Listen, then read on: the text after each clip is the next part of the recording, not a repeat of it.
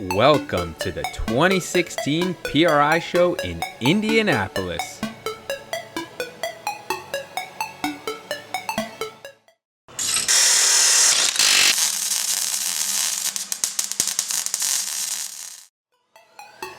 As the name implies, the PRI, or Performance Racing Industry Show, is filled with serious race and performance cars and parts, meaning there's very little fluff here.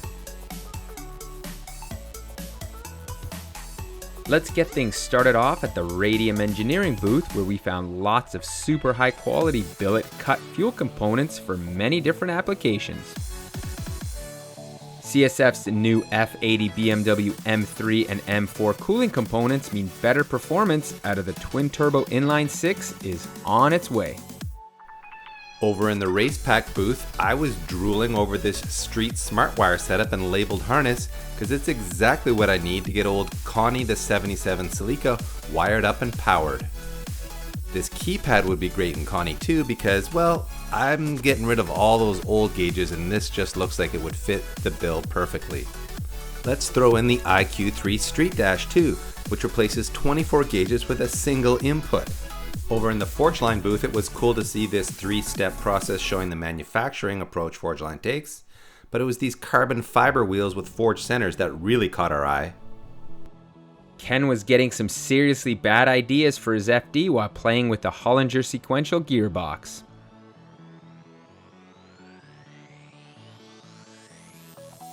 When your supercharger is this big, you'd better have an engine to back up the task of handling all that air. Motec had a very impressive array of products on display in their booth, including this 12-inch wide display that our buddy Sasha is going to use in a Lotus electric car. And their other displays ain't too shabby either. Tilton's overhang pedal set would be great in Ken's FD. These floor mount ones are great too, but they do require a lot more space in the car.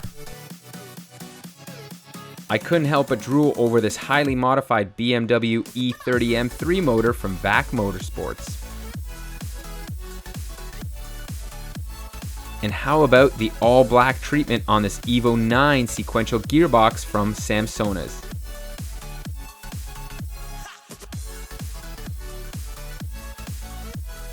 From highly advanced Ecotec turbocharged engines to screaming 5-liter Coyote V8s, Ford Performance had it all on display.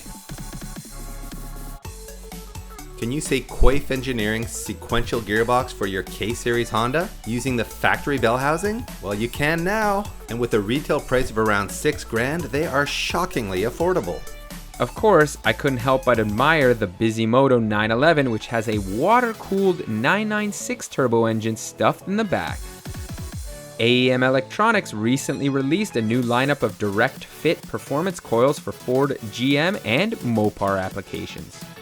And how about a new Infiniti Series 3 ECU for late-model domestic engines that retails for under $1,200? This gorgeous Ford Cortina in the Hawk Performance booth was one of my favorite cars at the whole show, partly because of this surprise in the trunk. Oh, and under that gas can, it's the battery. Canadian hot shoe James Houghton had his K-tuned Integra Type R at the show, one of the fastest time attack cars in North America. This crazy piece of engineering is a tractor pull engine and can generate in excess of 3,000 horsepower. Now here's something you don't see every day, a drag-prepped Chrysler 300, but hey, we were totally digging it. As always, Alpine Star's racing apparel looks super sexy, and we can tell you from past experience that it's very comfortable and very durable. Who doesn't love ITBs, and GenV makes some of the best, but their latest project is this super neat fuel injection setup that's designed to look like it's a vintage carburetor.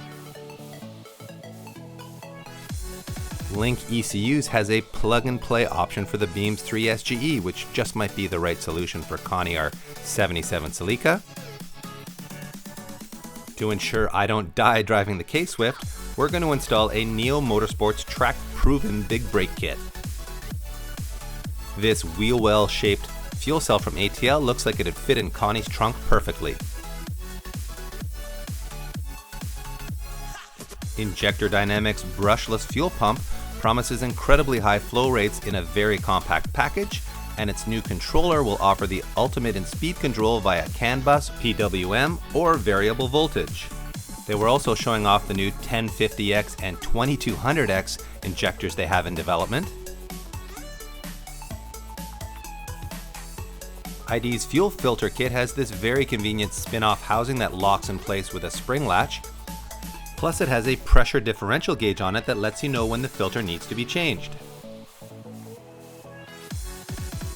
This is the first time that the Australian Pack Racing rotary-powered drag car has been on US soil, and it's showing off its amazing rotary setup, which, by the looks of it, the turbo is actually bigger than the rotary engine itself. We were very impressed by the extremely compact form factor of ECU Masters ECUs, PDMs, and data acquisition systems. We'll learn more about their functionality soon on the 2JZ BRZ. We'll finish off with the Chevy 5.3-liter V8 that's showcasing Hooker's new cast single-turbo manifolds and a host of Holley performance products. As always, if you enjoyed the video, don't forget to subscribe and give us a thumbs up.